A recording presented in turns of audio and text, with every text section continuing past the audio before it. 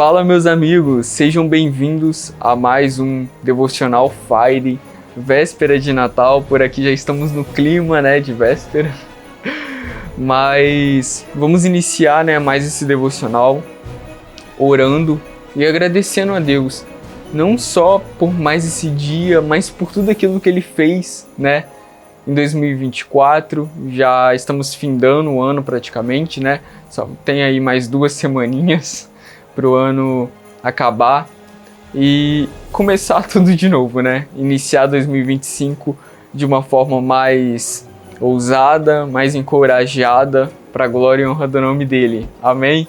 Então feche os seus olhos, convido a vocês a reservar esse momento para a gente fazer essa rápida oração. Senhor Jesus, neste momento eu oro por cada vida presente, ó Pai, neste devocional, neste vídeo, seja vendo, seja escutando, esteja ela onde estiver e fazendo o que fizer, ó Pai, mas que essa pessoa ela venha ter um momento genuíno contigo, que essa pessoa ela venha sentir, ó Pai, e entender aquilo que o Senhor está ministrando através desse devocional. Agradeço e oro lhe agradecendo por tudo que tu fizestes, ó Deus, em nossas vidas dentro desse 2024 e que o Senhor possa nos abençoar nessa nova jornada em 2025. Em nome de Jesus, amém.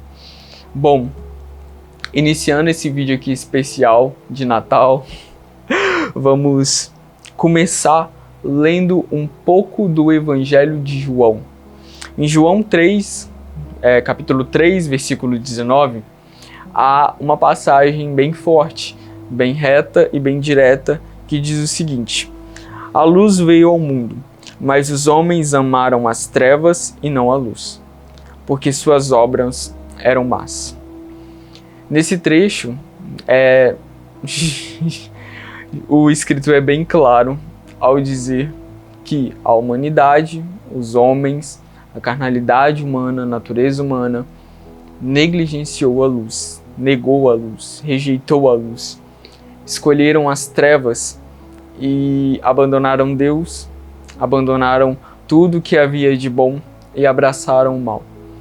E caíram em seus desejos pecaminosos, caíram em próprias ciladas, em próprias mentiras e acabou forjando uma grande sociedade corrompida.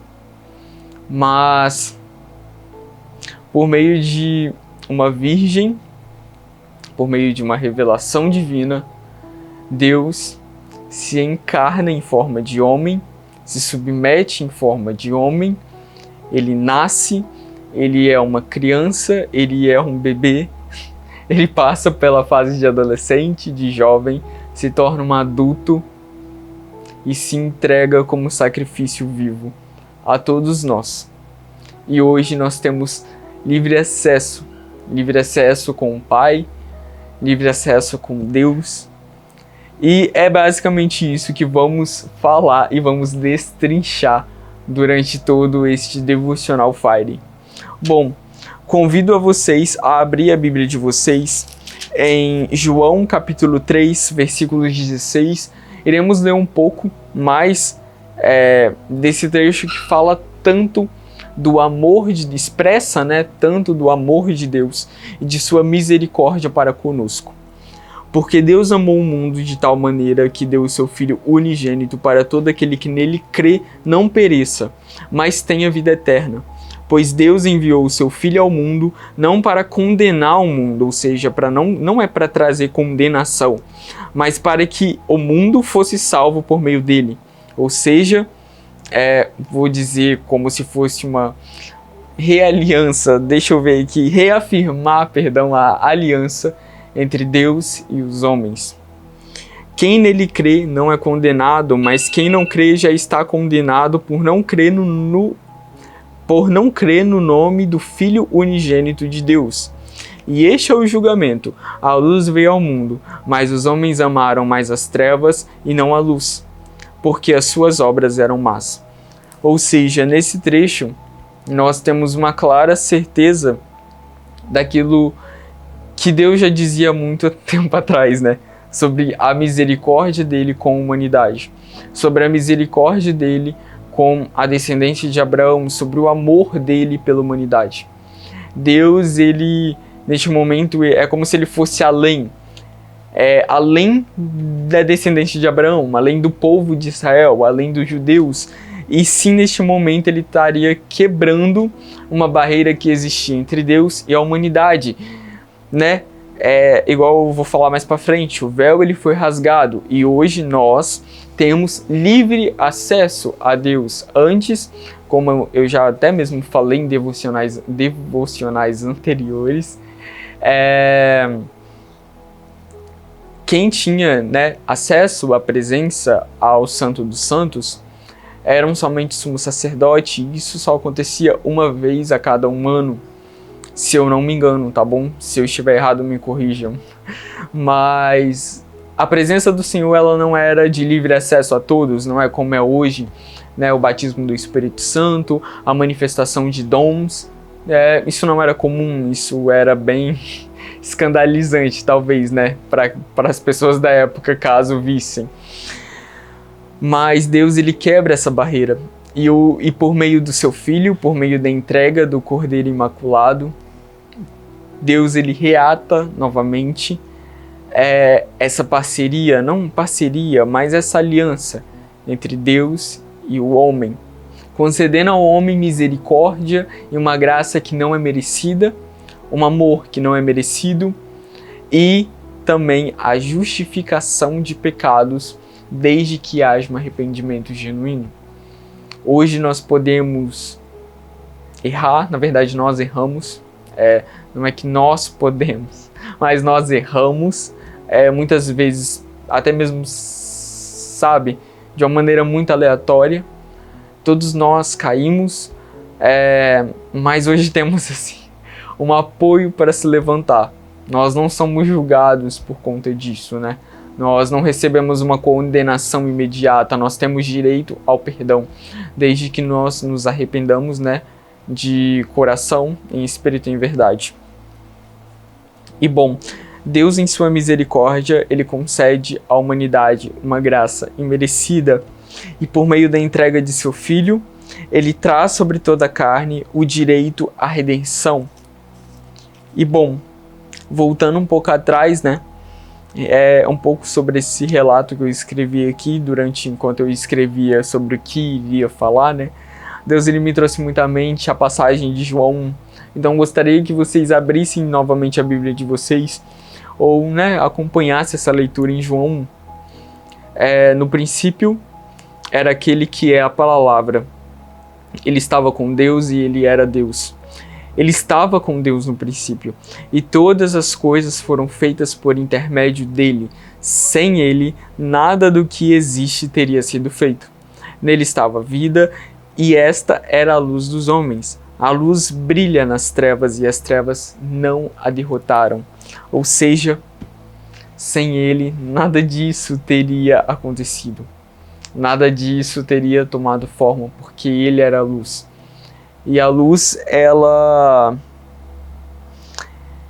e na luz estava a vida que foi concedida aos homens, a vida que foi concedida à humanidade, como está dizendo aqui. E as trevas não conseguiram conter, não conseguiram derrotar o que tudo isso significa, o que tudo isso representa. Um pouco mais à frente, em João capítulo 4, dos versículos 21 ao 24, teremos um clássico exemplo sobre o amor, a paternidade, o sentido da adoração a Deus. Para quem não conhece, esse capítulo destrincha a história da mulher no poço de água e Jesus. E bom, eu vou convidar vocês a abrir a Bíblia novamente para a gente fazer essa leitura também.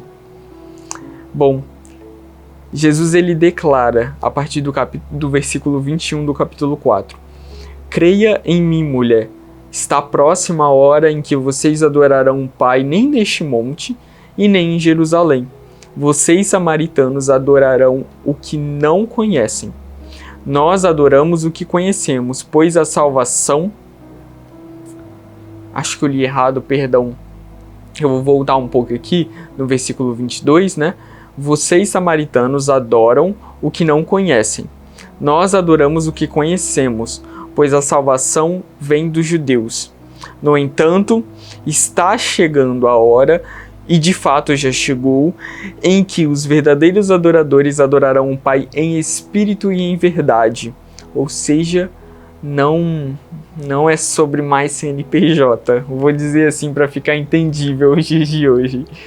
São estes os adoradores que o Pai procura, os que adoram em espírito e em verdade. Deus é espírito, e é necessário que os seus adoradores o adorem em espírito e em verdade. Bom, aqui Jesus ele já dá uma quebra de padrão humano que era comum na época, né? Porque, só para contextualizar, existia a cidade de Samaria, que ficava em Israel, e Jerusalém, que ficava no território de Judá, se eu não me engano, né? No reino de Judá. E bom,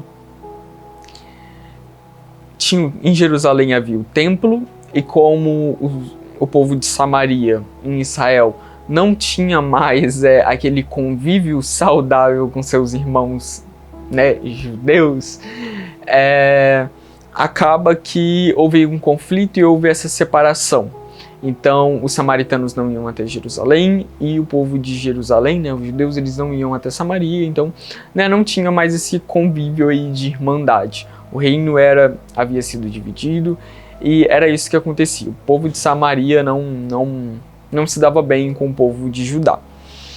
E, enfim, Jesus ele dá uma quebra de padrão, mostrando para essa mulher que em breve, logo, que né, um tempo que já era chegado, já estava acessível, ela não precisaria se preocupar em adorar a Deus, seja no monte, seja num altar, ou seja no templo, mas sim adoraria a Deus em espírito e em verdade. Ou seja, Jesus ele já dá um pequeno spoiler de que o véu seria rasgado e que já não haveria barreira que iria conter a conexão de homens com Deus, mas com um sentido um pouco mais à frente. Na verdade, se eu falar, eu vou estar pulando muita coisa, então não vou falar isso agora. Mas em Mateus 27, dos versículos 50 e 51, né, mostra a passagem, né, e o relato de que na hora da consumação, na hora da entrega do Espírito de Jesus na cruz, houve trevas, né? Isso era tudo por volta de 3 horas da tarde, segundo os relatos bíblicos. Houve trevas, o dia virou noite e o véu ele se rasgou. Um forte terremoto aconteceu e o véu ele se rasgou. Qual é o sentido e a representação de um véu se rasgar? Quando a gente lê assim, às vezes sem um entendimento, a gente imagina algo tipo assim, aleatório. Nossa, um véu se rasgou. Mas tem toda uma explicação. Como eu disse bem no início desse vídeo, se você não pegou a sacada, volta e revê para você entender. Mas havia a questão do sumo sacerdote, havia a questão do Santo dos Santos, que era um lugar próprio da presença do Senhor. E quando diz que o véu ele foi rasgado de cima e embaixo, um véu que provavelmente tinha mais de 7 metros, um homem não conseguiria alcançar, né, sem precisar de ajuda de algo, e rasgar ele porque era um véu grosso, não era um véu de linho fino, era um véu grosso. Se você for pegar todo o contexto do véu e do tabernáculo desde Êxodo, você vai ver que esse véu ele não era um véu comum. Então não era um véu de se rasgar, tipo assim, entendem? E esse véu, ele se rasgou de cima e embaixo, representando, né, a quebra desse paradigma, dessa barreira que separava Deus dos homens. Gente, eu posso estar falando isso dessa forma e às vezes pode levar a entender que, nossa, mas Deus ele errou quando ele instituiu o tabernáculo, o meio de adoração, o Santo dos Santos, os sacrifícios. Não, Deus ele não errou, tá bom? Em momento nenhum, Deus ele é perfeito, não tem como isso acontecer. O que representa tudo isso? Isso representa um sistema religioso que acabou sendo criado, né, de tudo aquilo que Deus ele concedeu à humanidade, na verdade, tudo aquilo que ele concedeu aos hebreus, desde o deserto, eles pegaram isso e já estavam aplicando na sociedade de uma forma muito religiosa. Então tinha tudo, eles seguiam as leis, mas eles não seguiam naquela sinceridade que Deus queria que eles seguissem, entendem? Então Deus ele rompe com isso, ele quebra isso, para que os homens eles não caiam nesse engano, não continuem caindo. Porque, gente, é aquilo, não tem como você basear a sua vida em uma religião. Ah, mas eu sou cristão. Gente, tem muita gente que é cristão, tem muita gente que é crente, mas que vive fazendo coisa errada, vive vivendo uma vida porca, né, atrás de muitas outras coisas.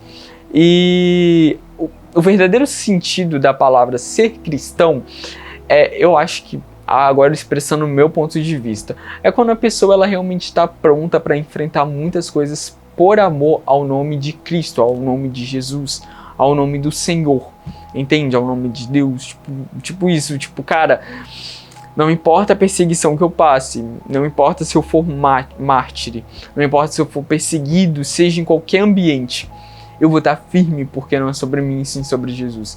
Então, tipo assim, né? Enfim, muitos sistemas utilizam o nome de Jesus, o nome de Cristo, até mesmo o nome de Deus, até mesmo também o nome de igrejas, né, ou denominações, para fundar um sistema religioso e agarrar a pessoa, entende? Só que esse não é o sentido das coisas, esse não é o sentido do Natal, esse não é o sentido da nossa vida, sabe? Deus ele não enviou o Cordeiro Imaculado a nós para que vivamos em um sistema rígido, um sistema que tem tudo menos a presença dele. Não, hoje nós temos a liberdade, hoje eu tenho a liberdade de buscar Deus dentro do meu quarto. Eu tenho a liberdade de buscar Deus na minha sala. Eu tenho a liberdade de buscar Deus em vários lugares, sabe? Aonde, tipo assim, aonde 2 ou mais estiverem reunidos, ali eu estarei. Não é o que Jesus diz, não é o que ele diz que deixou ao subir aos céus. Ele deixou o Consolador, o Espírito Santo, para nos apoiar, para nos auxiliar aqui nessa terra, porque aqui teremos muitas aflições. Então, tipo assim, nós não estamos só, tá bom? Essa barreira já foi quebrada há muito tempo. Então não se prenda a algo, se prenda a Cristo. É igual o Paulo ele diz mais pra frente, né? Não sou escravo do mundo. Eu acho que é assim, mas enfim, sou escravo de Cristo. E qual o sentido de ser escravo de Cristo, né? Mas enfim, em João 14, dos versículos 6 e 7, eu estou destrinchando tudo isso, porque eu acredito que tudo isso também faça parte do sentido do Natal. Não é só aquele momento do nascimento de Jesus, mas eu acho que vai muito além disso, né? Por isso que eu estou adentrando tanto nesse assunto. Mas enfim, no capítulo 14 de João, deixa eu abrir aqui, convido a vocês a também abrir a Bíblia e acompanhar a leitura, por gentileza, dos versículos 6 ao 7. Jesus ele responde: eu sou o caminho, a verdade e a vida. Ninguém vem ao Pai a não ser por mim. Se vocês realmente me conhecessem, conheceriam também o meu Pai. Já agora vocês o conhecem e o têm visto. Aquilo que eu ia falar para vocês no momento que eu estava falando da mulher samaritana, né, sobre a adoração, é exatamente isso. Qual hoje é o nosso caminho de adoração e de aproximação a Deus? Jesus. Jesus ele é o único caminho, ele é a única verdade, ele é a única vida. E isso tem uma pegada muito profética, porque quando lemos em João 1, né, João ele descreve que a luz, ela carregava, dava vida aos homens. E quando a gente vê lá em Gênesis 1, qual é a palavra que Deus, não a palavra, mas a frase que Deus diz depois da criação dos céus e a terra? Haja luz. Então, haja vida, vamos dizer assim. Olha que, sabe, que presença isso tem. Então, desde o princípio, ele já era. Jesus, ele não passou a surgir depois que ele nasceu de Maria. Não, Jesus, ele já era desde o princípio. Então, isso é muito incrível quando a gente para a gente analisar e pensar na figura de Jesus, na importância do Filho unigênito de Deus, que nos concedeu a oportunidade de sermos co-herdeiros com Ele, né? E termos acesso ao Pai, ao Senhor. Olha que incrível tudo isso. E bom, já para finalizar, hoje possuímos graças aos olhos do Senhor e por meio do menino que nasceu numa manjedoura. Então, quem é ele? Quem é esse menino que nasceu numa simples manjedoura, filho, né, de maneira humana, dizendo, de um carpinteiro e de uma virgem, mas que foi concebido, que passou pela sua fase de bebê, de dependência humana, né? A criança, ela precisa, né, da ajuda humana para se alimentar. Então, como é louco pensar que Deus, ele assume a forma de homem e se submete, né, à essência humana, à dependência humana, mas se entrega a todos nós, enfrenta a morte, vence a morte e no terceiro dia ressuscita, mostrando que todos os sacrifícios que aconteceram lá atrás de cordeiros, sabe, representavam algo, significavam algo e já carregavam a essência daquilo que iria vir. Se você for parar para pensar, desde o sacrifício, quando Deus ele pede a Abraão Isaac, sabe, é como se fosse a mesma coisa, não a mesma coisa, mas tivessem uma ligação. Deus ele estava pedindo a Abraão o seu único filho com Sara, né? Vou dizer assim. E Abraão ele concede, ele iria sacrificar Isaac. Mas por que ele sacrificaria Isaac? Porque ele amava Deus, ele conhecia o Pai, ele tinha intimidade, ele tinha convívio. Então ele sabia realmente que Deus ele poderia talvez até mesmo ressuscitar Isaac. Porque Deus prometeu que Abraão teria um filho, o filho da promessa. Então, Abraão, provavelmente ele cria, se Deus pediu Isaac, amém, eu vou entregar, mas eu creio que ele pode, talvez, vamos supor que Abraão pensava assim, ressuscitar o meu filho, ou até mesmo me conceber outro. Enfim, Abraão ele não deixou de crer, por isso que ele é conhecido como o pai da fé. Isso é muito interessante.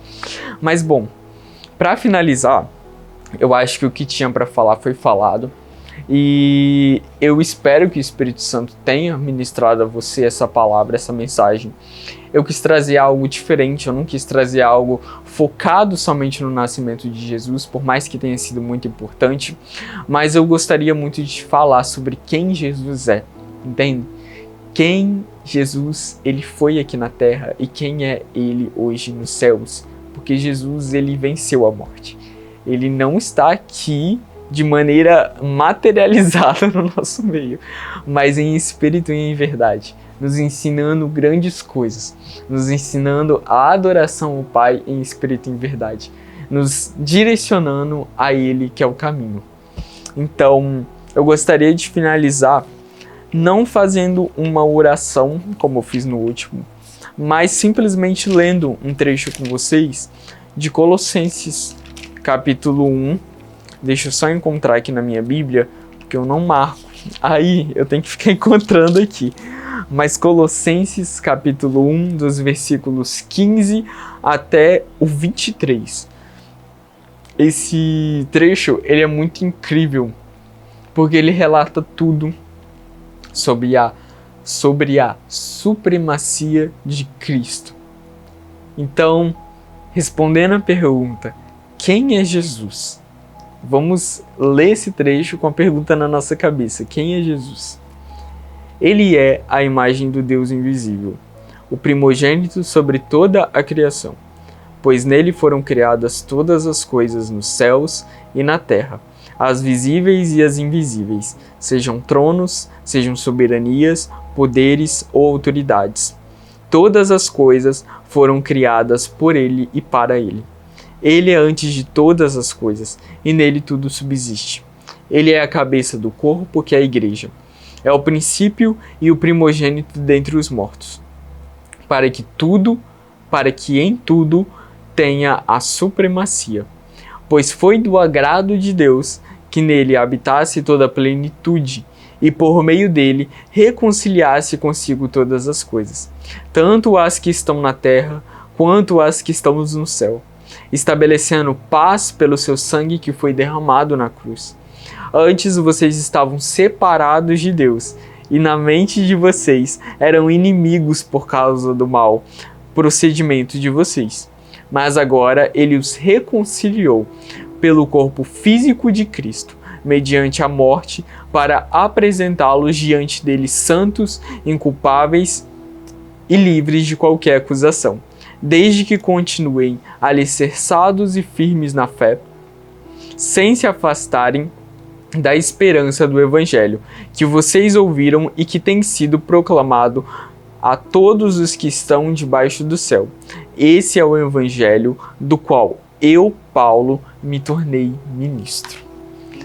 Então, que você possa levar essa palavra para o seu dia, não só para o seu dia, mas para a sua vida, e que você possa levar consigo essa pergunta: quem é Jesus?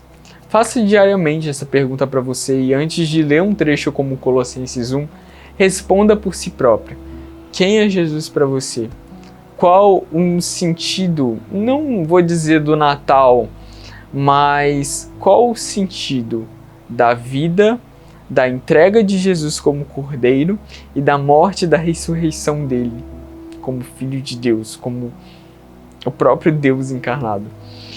Então que vocês possam ter toda essa compreensão e que o Espírito Santo tenha ministrado ao coração de vocês. Eu vou ficando por aqui, espero que tenham entendido e até a próxima, até o próximo Devocional Fire. Fiquem com Deus. Tchau, tchau.